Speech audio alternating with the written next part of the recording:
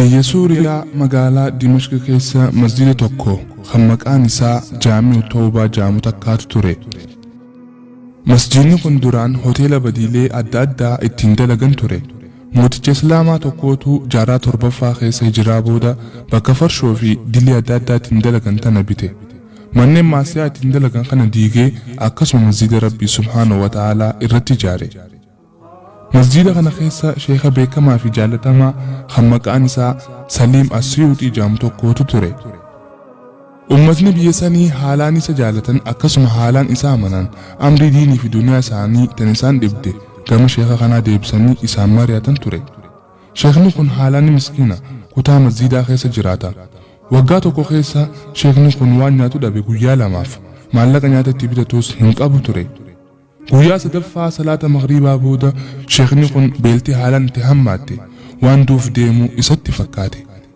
Yeroo kana shari'aan Islaamaa sadarkaa inni irra jiru kanatti waan du'e yookiin ammoo baktii nyaachuu fi hatanii nyaachuu akka namaaf fayyamtu san yaadate.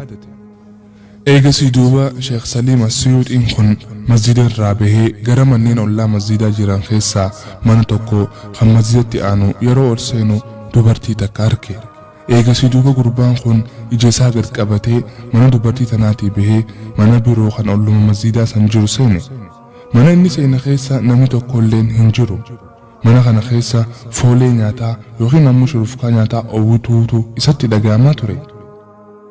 Beeltii haalaan waan isatti hammaattee jirtuuf fooliin nyaataa kun akka waan maagneetni isa harkisutti gara nyaataa deeme.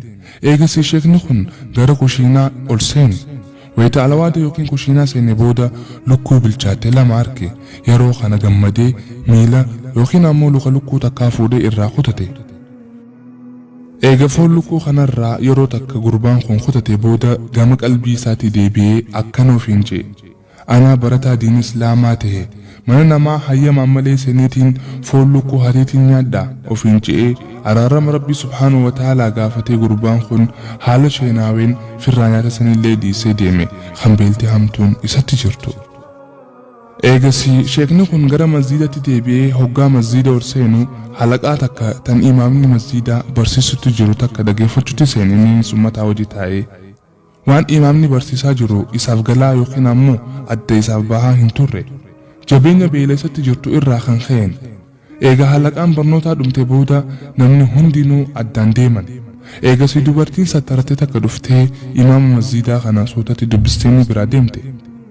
Eega dubartiin tun deemte booda imaamni yerooniif as garagalu Sheekh Saliim malee nam tokkollee masjida keessatti hin agarre. Eegasii Sheekh Saliimiin imaamni masjidaa kun fuutee jirtaa jaartii ni qabdaa jedhee isa gaafateen. Saliimis lakki ani hin fuune jaartii hin qabu jedheen. Imaamni masjidaa duuba fuudhanii barbaaddaa jedhee isa gaafateen. Yeroo kana Sheekh Saliim imaama masjidaatiin yaa imaama keenya ani ifiifuu waan nyaadhuu fi waan nyaataan bitadhuu hin qabu akkamittiin fuudha yaada jeen. Imaamni masjidaa kunis Saliimiin akkana jeen.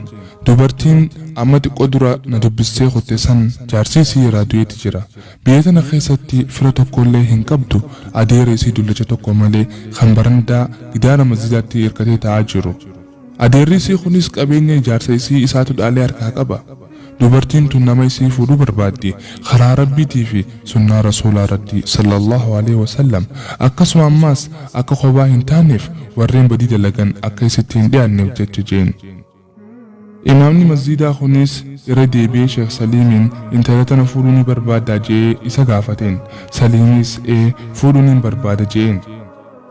Imaamninis intala tanaan gurbaa kanatti heerumuu ni barbaaddaa jedhee isii gaafateen. Dubartiin tunis isatti heerumuu ni barbaada jetteen. Yeroo kana duuba imaamni masjidaa adeera intala tanaa yaamee akkasuma nama lama ragaadhaaf isaan yaamee eegasii maharii Sheekh Saliim irraa kafalee nikaa isaaniif godhe. Eega imaamni nikaa isaaniif godhe booda Sheekh Saliimii fi dubartiin tun jaartiin isaa mana isaanitti deeman.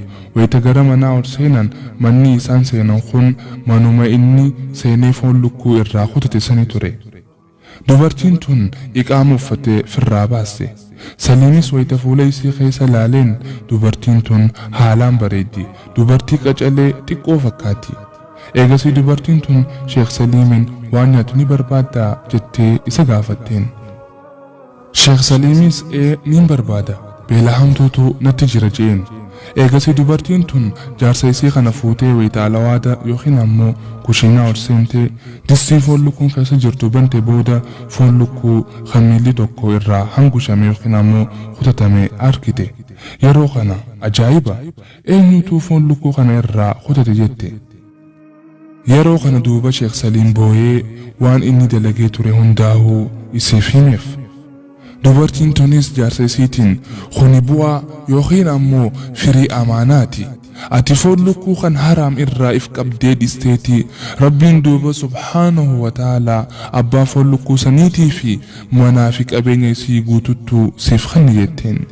ومن يتق الله يجعل له مخرجا ويرزقه من حيث لا يحتسب ومن يتوكل على الله فهو حسبه إن الله بالغ أمره قد جعل الله لكل شيء قدرا.